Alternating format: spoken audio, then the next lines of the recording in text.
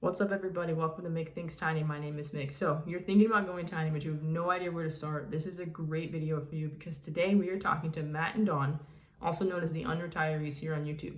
Matt and Dawn are going to talk to us about their process of downsizing into a much smaller place than the place where they started. This is an incredible video for those of you who are curious about the process of going tiny and all those little steps you have to consider before you can even purchase your tiny home. If you're new to the channel, make sure you subscribe and make sure you watch to the end so you can get specific advice on how to transition into your tiny life. So I'm excited for you guys to check this one out. Let's get into it. Let's talk about transitioning into tiny living.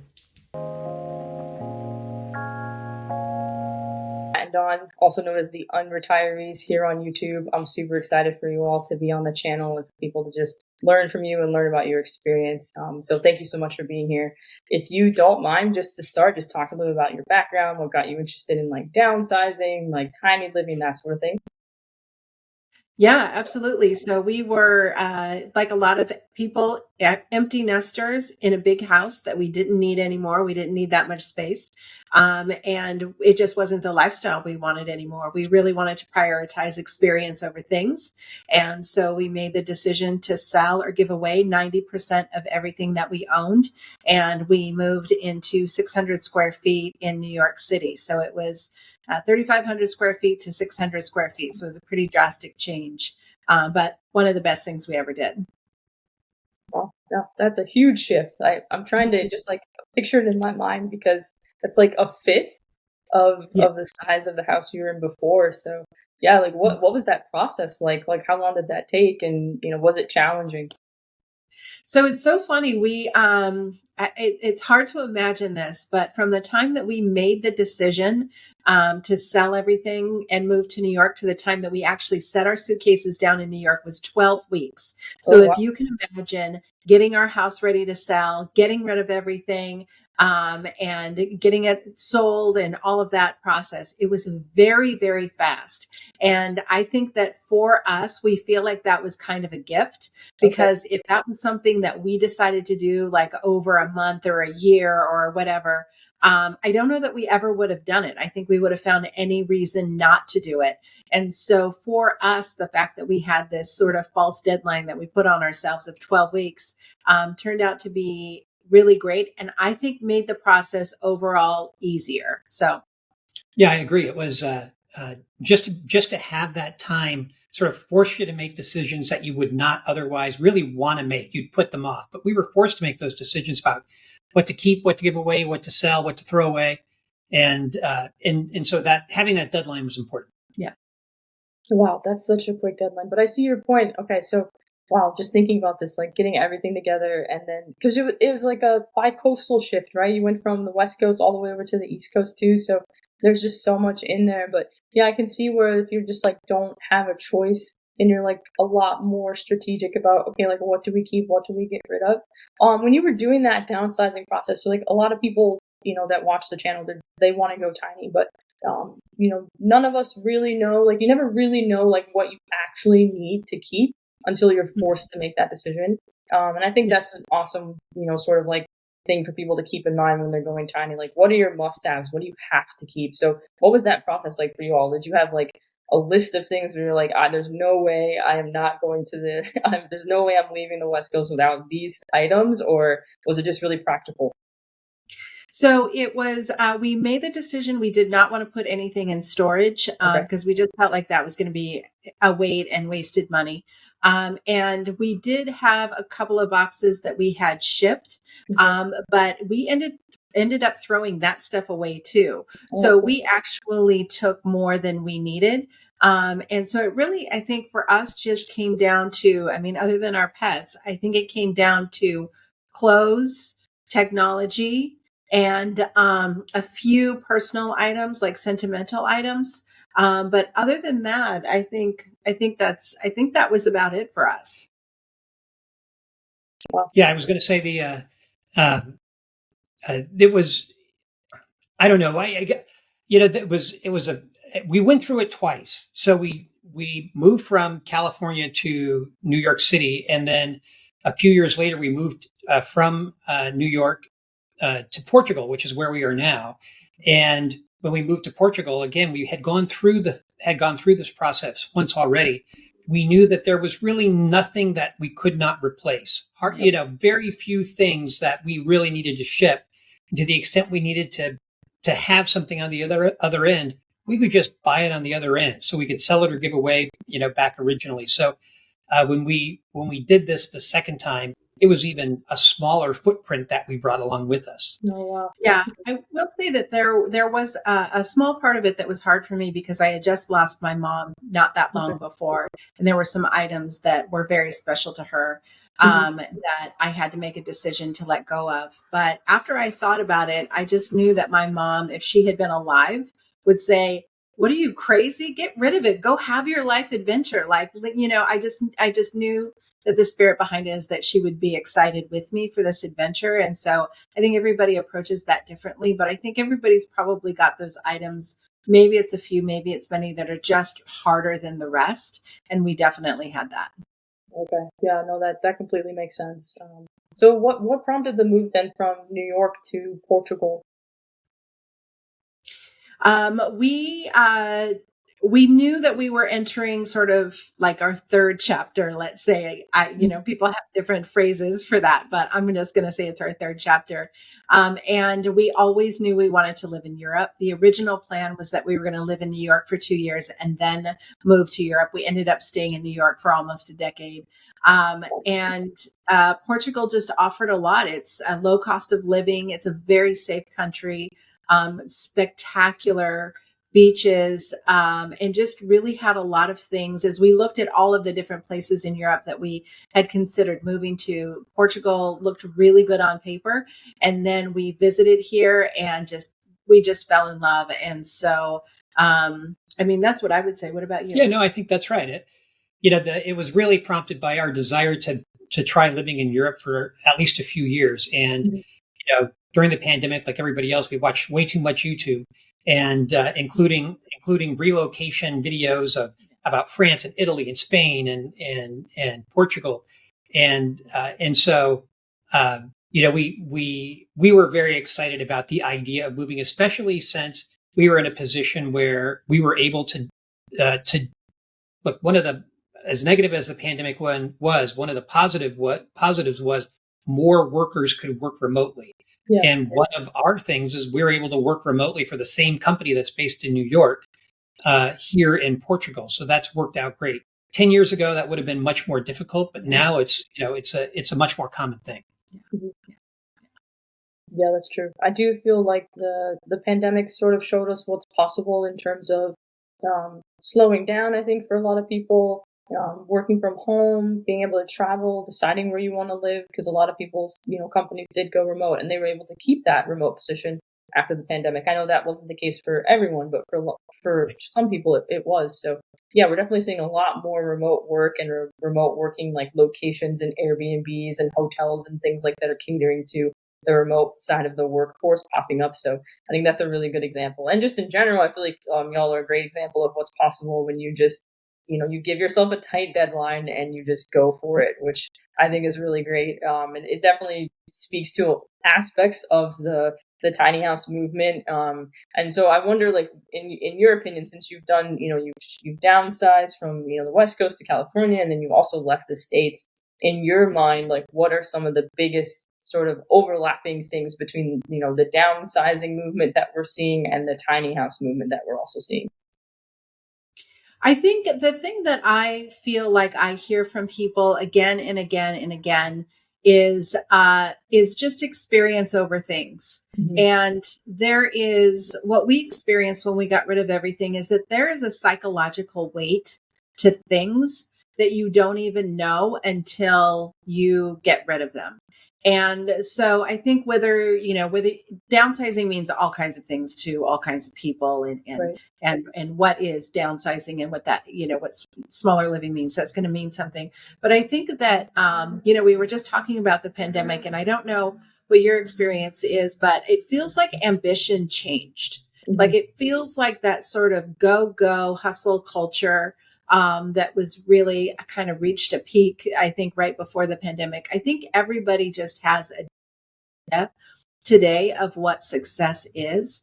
And I think more people are placing greater value on not only experiences, but just the relationships that come with that, and some things that just can't be quantified, in a financial statement. And so that's my thought. What about you? Well, I also think that there's an age or a life cycle or lifestyle sort of thing, because there is a time in your young adulthood, and especially if you throw a significant other or a partner into the mix and you throw children into the mix, where you are in major acquisition mode, right? You need to acquire and acquire and acquire.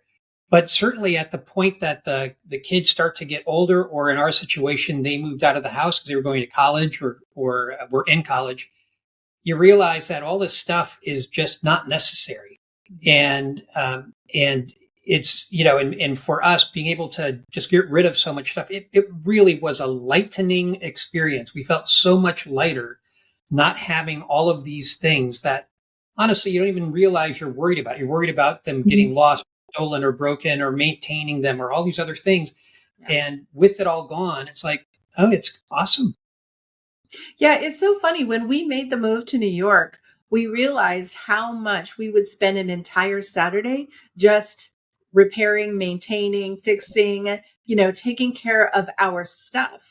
And after we made that switch, we were in New York and we're like, we have nothing to do. Yeah, no I stuff. mean, we have all day to do whatever we want to. There's no lawn to mow. There's no dry cleaning. Well, I guess we still did have dry cleaning, but there was just so much more time. So it was not just like lighter. It was also a lot more freedom. And I think that's something that we continue to prioritize that even today. No, I think that makes sense. And I think just like the image of you taking care of your items, which like they're inanimate objects.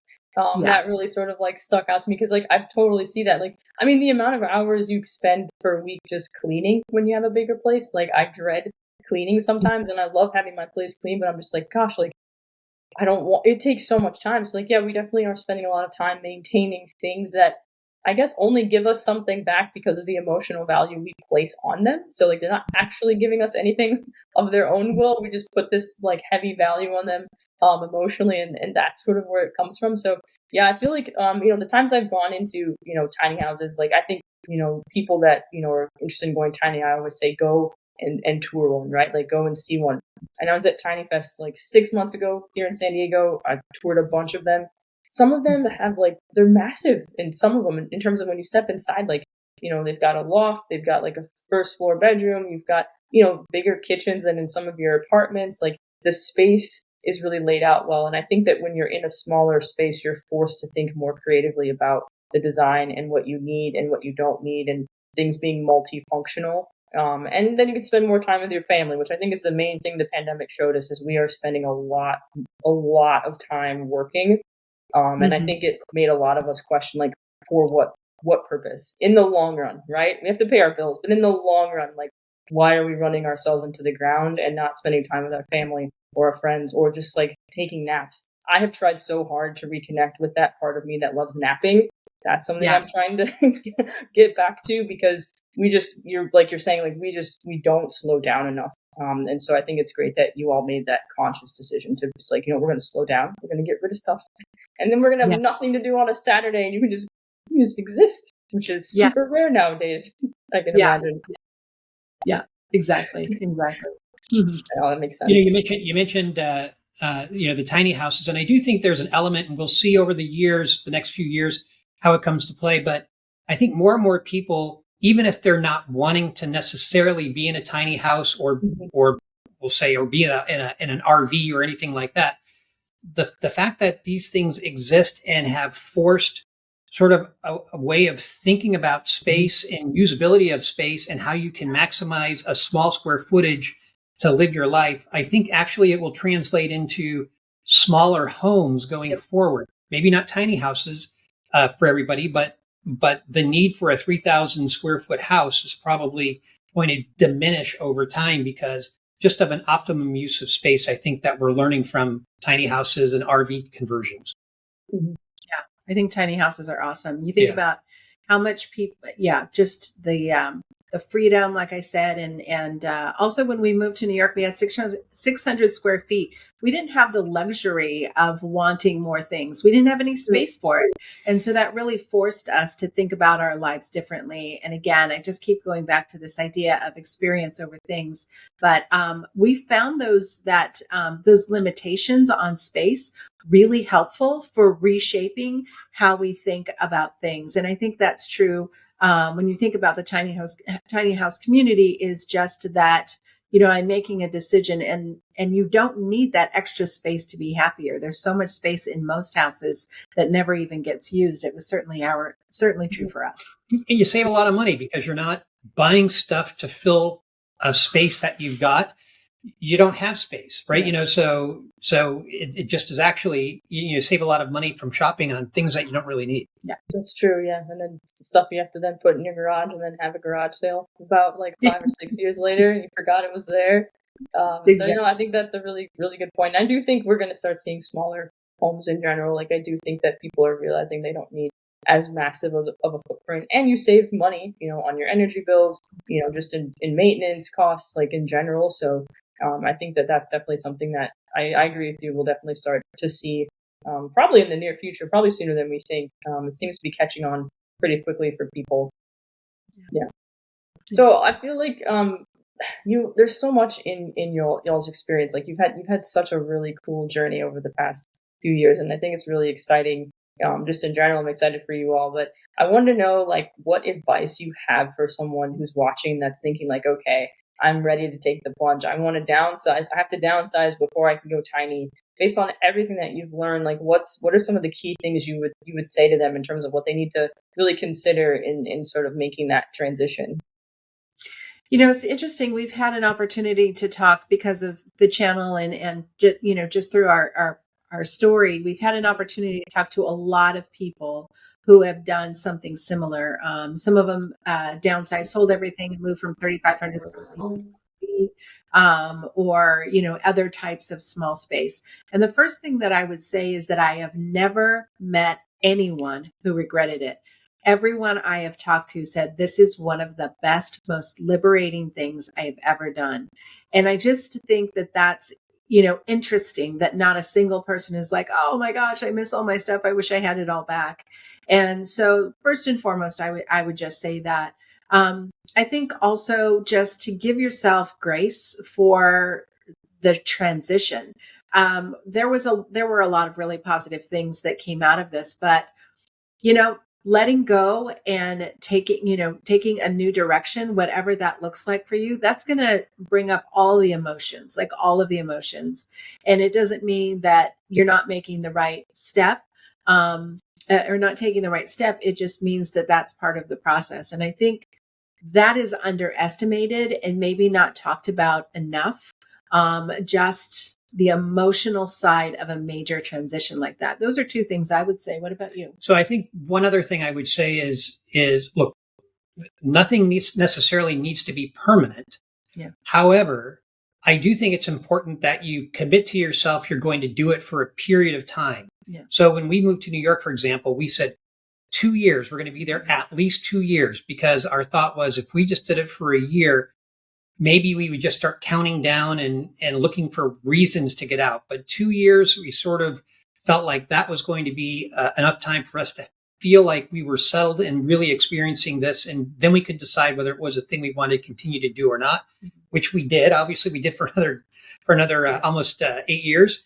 But I think if you move into a tiny house or you move in, something along those lines, I think you want to put something on yourself where you say, I'm going to commit to this for a period of time, because you don't want to be a month in and hit that first time where there's a challenge and you say, oh, gee, this is not good. You want to sort of force yourself to work your way through all of those small issues to get to the bigger win of experience over things, I think. No, that makes sense. I completely get that. I think like both of like what you're saying is very practical advice.